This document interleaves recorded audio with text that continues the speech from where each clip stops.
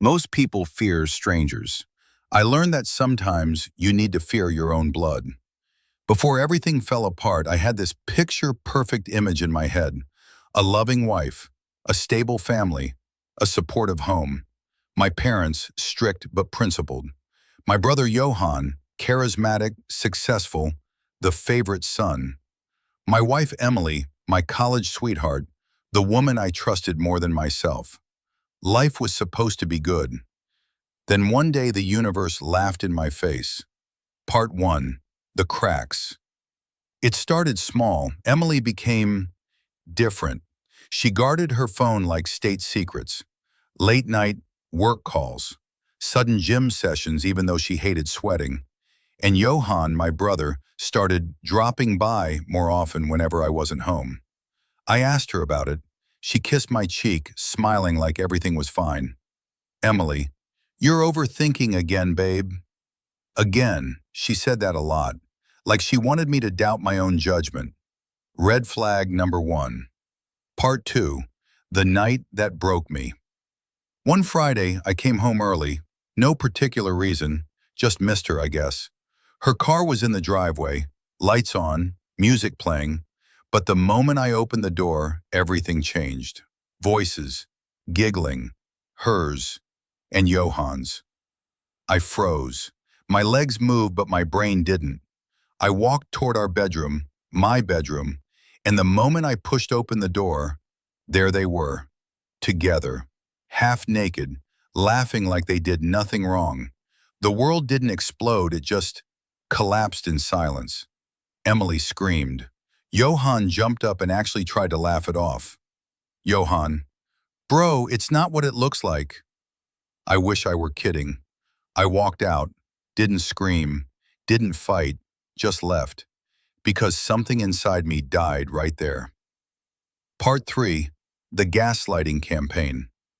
I thought telling my parents would help. They always preached about morals, family values, loyalty. But when I sat in their living room, voice shaking, telling them everything, they looked at me like I was crazy.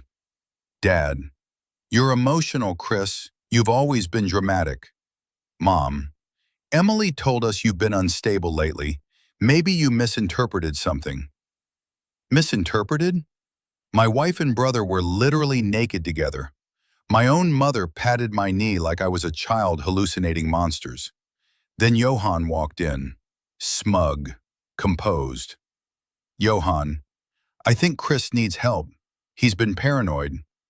And they, my parents, agreed. That's when it hit me. They weren't shocked. They weren't angry. They already knew. They chose his side. Part 4. The trap. They invited me over again a week later, said they wanted to talk things out, but it was a setup. A lawyer was there, a psychiatrist too, documents already printed, statements declaring I was mentally unstable, delusional, a danger to myself. If I signed, they'd have control over my medical decisions and assets. Emily would get the house. Johann would take over my business shares. I laughed at first. Then I realized they were serious. They actually intended to send me away. Part 5. They used everyone against me. My relatives got calls. Suddenly cousins, aunts, uncles, people who hadn't talked to me in years were messaging.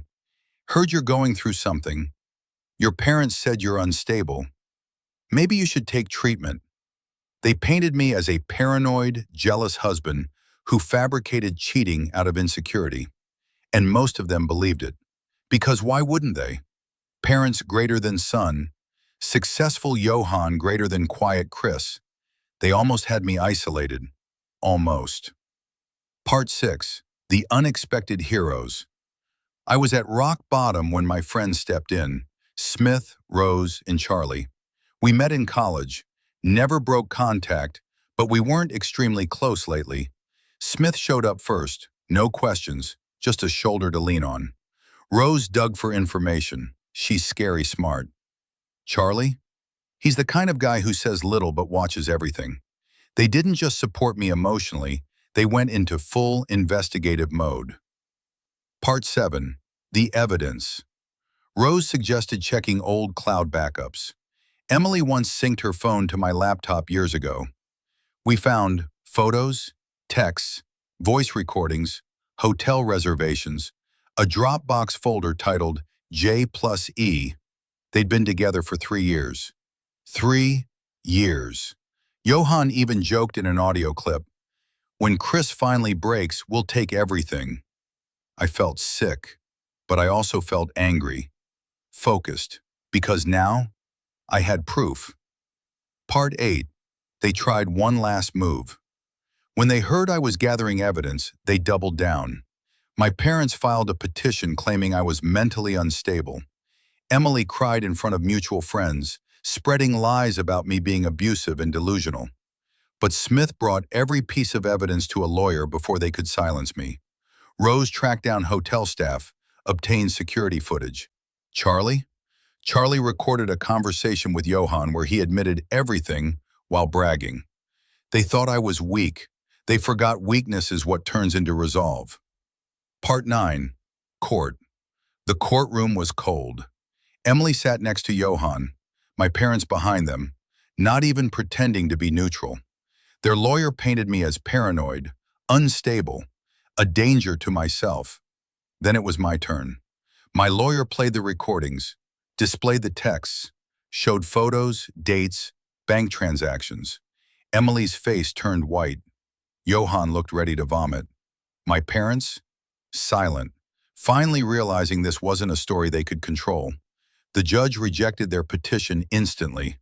Instead, Emily and Johan were investigated for conspiracy, adultery, extortion, and fraud. My parents were named as accomplices. Part 10. The aftermath. Emily tried contacting me, crying, begging, saying she was manipulated by Johan. But victims don't laugh in bed with their abuser. I blocked her. Johan lost his job and reputation. No one trusts a man who'd destroy his own brother. My parents? We haven't spoken in a year. Family by blood means nothing without loyalty. I moved to another city. And Smith, Rose, Charlie, they're not just friends. They're the family I chose. Final message. If you're listening to this, never assume blood equals loyalty. Never let anyone convince you your reality is false. And if the world turns against you, even if only one person stands beside you, you can still win. And I did.